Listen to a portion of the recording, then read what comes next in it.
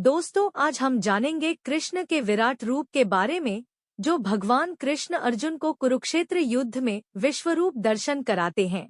यह युद्ध कौरवों तथा पांडवों के बीच राज्य को लेकर हुआ था। भगवान श्री कृष्ण ने गीता में कहा है, पश्य में पार्थ रूपाणि शतशोथ सहस्रशः नानाविधानि दिव्यानि नानावर्णाकृतीनि च। अर्थात, हे पार्थ, अब तुम मेरे अनेक अलौकिक रूपों को देखो। मैं तुम्हें अनेक प्रकार की आकृतियों वाले रंगों को दिखाता हूँ। कुरुक्षेत्र में कृष्ण और अर्जुन युद्ध के लिए तत्पर। विश्वरूप अर्थात विश्व और रूप। अपने विश्वरूप में भगवान संपूर्ण ब्रह्मांड का दर्शन एक पल में करा देते हैं, जिसमें ऐसी वस्तुएं होती हैं जिन्हें मनुष्य ने देखा है, परंतु ऐसी वस्तुएं भी होती हैं जिसे मानव ने नहीं देखा और नहीं देख पाएगा। महाभारत में संजय को दिव्य दृष्टि प्राप्त हुई, जिससे वह कुरुक्षेत्र का हाल धृतराष्ट्र को कहने लगा। कुरुक्षेत्र में विश्वरूप का दर्शन करने का सौभाग्य अर्जुन को मिला। संजय धृतराष्ट्र के समक्ष भगवान विराट के स्वरूप का वर्णन करता है। अनगिनत नेत्रों से युक्त प्रभु नारायण अनेक दर्शनों से संपन्न है। कई प्रकार के दिव्य अस्त्र शस्त्र धारण किए हैं। दिव्य आभूषण तथा अद्भुत सुगंध से युक्त प्रभु सुशोभित हैं। अनेक आश्चर्यों से युक्त हैं। सीमारहित, असीमित आकार वाले तथा किसी एक दिशा में नहीं, भगवान सभी 10 दिशाओं की ओर मुख किए हैं। कदाचित प्रभु विश्वरूप से उत्पन्न प्रकाश की बराबरी आकाश में अनगिनत सूर्योदय हो तब उनसे निकला प्रकाश ही कर पाए, बताया गया है। सभी लोकों में व्याप्त महानारायण सर्वात्मक होने से अनंत सिरों, आँखों तथा पैरों वाले हैं। वह 5 तत्वों भूमि, जल, वायु, अग्नि, आकाश से बने समस्त व्यष्टि और समष्टि ब्रह्मांड को सब ओर से व्याप्त कर नाभि से 10 अंगुल परिमित देश का अतिक्रमण हृदय में अंतर्यामी रूप में स्थित है। जो यह वर्तमान तथा अतीत जगत है तथा जो भविष्य में होने वाला जगत है, जो जगत के बीज अथवा परिणामभूत वीर्य से नर, पशु, वृक्ष आदि के रूप में प्रकट होता है, वह सब अमृतत्व के स्वामी महानारायण पुरुष का ही विस्तार है। इस महानारायण पुरुष की इतनी सब विभूतियां हैं, अर्थात भूत भविष्य वर्तमान में विद्यमान सब कुछ उसी की महिमा का एक अंश है। वह विराट पुरुष तो इस संसार से अतिशय अधिक है, इसीलिए यह सारा विराट जगत उसका चतुर्थांश है। इस परमात्मा का अवशिष्ट 3 पाद अपने अमृतमय प्रकाशमान स्वरूप में स्थित है। भगवान विश्वरूप अनगिनत हाथ तथा अस्त्र वाले हैं। उनके हाथों में शंख, सुदर्शन चक्र, गदा, धनुष तथा नंदक तलवार शोभायमान है। विश्व के हर जीव, मनुष्य, मुनि, विभिन्न देवता आदि उनके अंदर हैं। उनमें कौरव, पांडव तथा समस्त कुरुक्षेत्र दिखाई दे रहा है। केवल दिव्य दृष्टि का उपयोग कर एक धन्य मानव उस अद्भुत स्वरूप का दर्शन कर सकता है तथा प्रभु के परम भक्तों में ही उस स्वरूप को देखने की क्षमता है। परमपिता का यह स्वरूप साधारण मानव के लिए अत्यंत भयावह है। महाभारत आदि ग्रंथों में इस स्वरूप की कथाओं से यह उद्देश्य बाहर आता है कि मानव स्व साक्षात्कार करे। उसे यह कभी नहीं भूलना चाहिए कि इस अगाध ब्रह्मांड के समक्ष उसका क्या स्थान है। विश्व के आडंबरों को छोड़कर वह स्वयं को प्रभु में देखे। अर्जुन ने युद्ध में अपने विपरीत अपने ही संबंधियों को पाया, जिससे असमंजस में पड़ गया कि वह धर्म कर रहा है कि अधर्म। प्रभु श्री कृष्ण जो उनके सारथी के रूप में वहां उपस्थित थे, उन्होंने अर्जुन को भगवद गीता कह सुनाया। प्रभु ने कहा कि हे पार्थ, तुम्हें अपने प्रियजनों की मृत्यु का भय है न? तो सुन लो, मनुष्य का केवल शरीर ही नष्ट होता है, परंतु उसके अंदर की आत्मा न आग से जल सकती है, न ही शस्त्रों से छिन्न भिन्न होती है। जिस प्रकार मानव वस्त्र बदलता है, उसी प्रकार आत्मा भी शरीर बदलती है। नैनं छिन्दन्ति शस्त्राणि नैनं दहति पावकः न चैनं क्लेद्यन्त्यापो न शोषयति मारुता। इसी प्रकार अन्य ज्ञान देते हैं। गीता के विश्वरूप दर्शन योग नामक 11वें अध्याय में भगवान द्वारा अर्जुन को विश्वरूप दर्शन देने के विषय में विस्तार पूर्वक बताया गया है। अर्जुन द्वारिकाधीश से उनके अद्भुत रूप के दर्शन हेतु आग्रह करते हैं।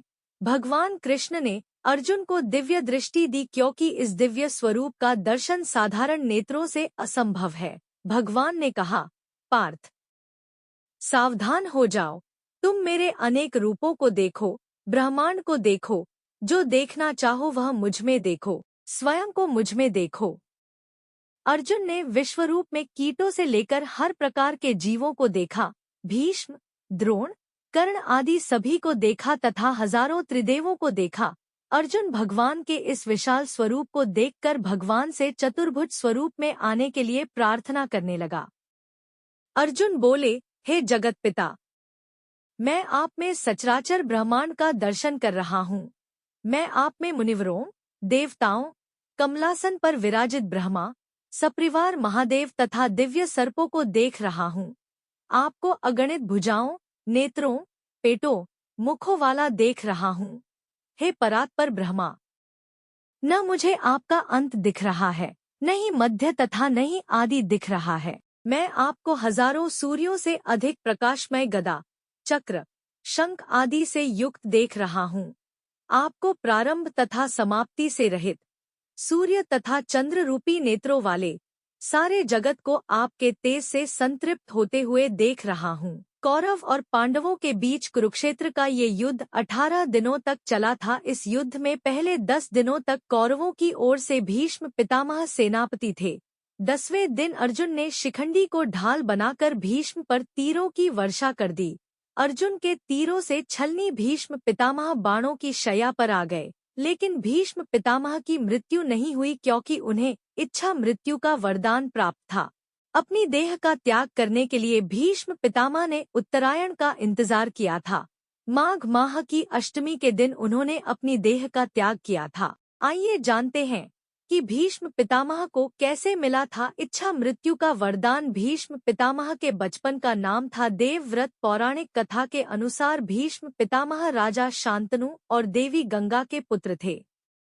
उनके जन्म के बाद देवी गंगा ने उन्हें देवव्रत नाम दिया गया था। देवव्रत ने महर्षि परशुराम से शास्त्र विद्या प्राप्त की, जिसके बाद देवी गंगा देवव्रत के उनके पिता राजा शांतनु के पास ले गई थी।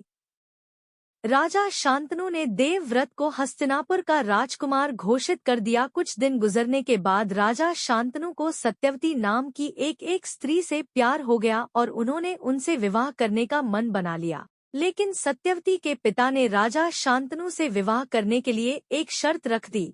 शर्त के मुताबिक राजा शांतनु और उनकी बेटी सत्यवती का पुत्र ही हस्तिनापुर का उत्तराधिकारी बनेगा, तभी वह अपनी बेटी का हाथ राजा शांतनु के हाथ में देंगे। अपने पिता पर आए इस धर्म संकट को देखते हुए देवव्रत ने पिता के प्यार की खातिर अपना राज्य त्याग कर पूरे जीवन शादी न करने का प्रण ले लिया था। और ऐसे भीष्म प्रण और प्रतिज्ञा के कारण ही देवव्रत का नाम भीष्म हो गया। भीष्म महाकाव्य महाभारत के सबसे महान पात्रों में से एक थे। भीष्म पितामह कौरवों के लिए लड़े थे। कुरुक्षेत्र के 10वें दिन अर्जुन को भीष्म का वध करना पड़ा, लेकिन अर्जुन भीष्म का इतना आदर करते थे कि वह उन्हें जमीन पर गिरते हुए नहीं देख सके। इसलिए जब भीष्म ने अर्जुन को उन्हें मारने का निर्देश दिया तो अर्जुन ने उन पर कई तीर चलाए। भीष्म ने अपनी अंतिम सांसें बाणों की शैया पर लीं। भले ही अर्जुन को भीष्म को मारना पड़ा, लेकिन अंतिम सांस में भी उसने भीष्म को सम्मान दिया। भीष्म के पतन की कहानी का रहस्य। हजारों साल पहले जब कुरुक्षेत्र शुरू हुआ, कौरव और पांडव भयंकर युद्ध में लगे हुए थे।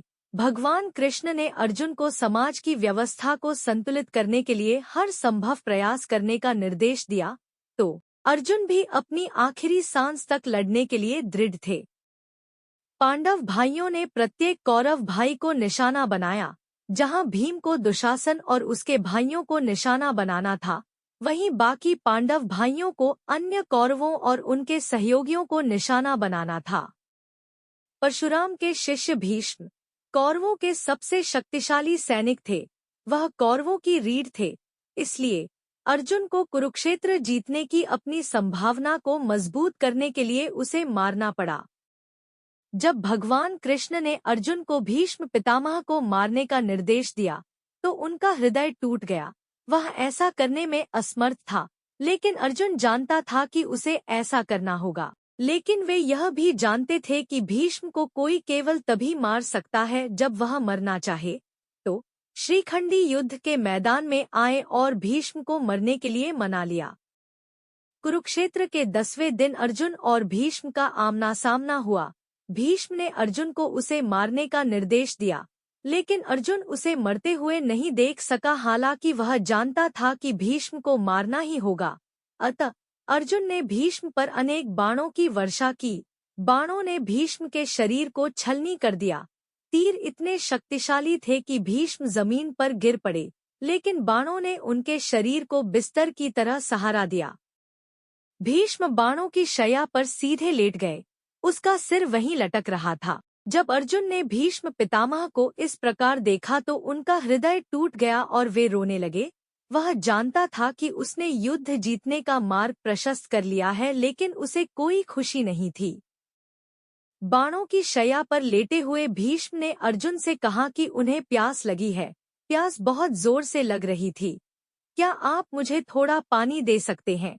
जैसे ही अर्जुन ने यह सुना, उसने जमीन पर तीर मारा और वहां से पानी का फव्वारा निकलने लगा और भीष्म के मुंह तक पहुंच गया।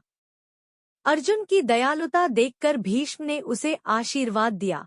उन्होंने दुर्योधन को भी बुलाकर चेतावनी दी। उन्होंने उनसे पांडवों के साथ समझौता करने और तुरंत युद्ध रोकने का आग्रह किया।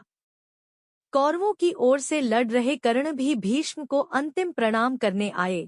उसने अपने पिछले कदाचार के लिए दया मांगी। अंततः भीष्म ने पांडवों को आशीर्वाद देकर बाणों की शैया पर लेटकर अंतिम सांस ली।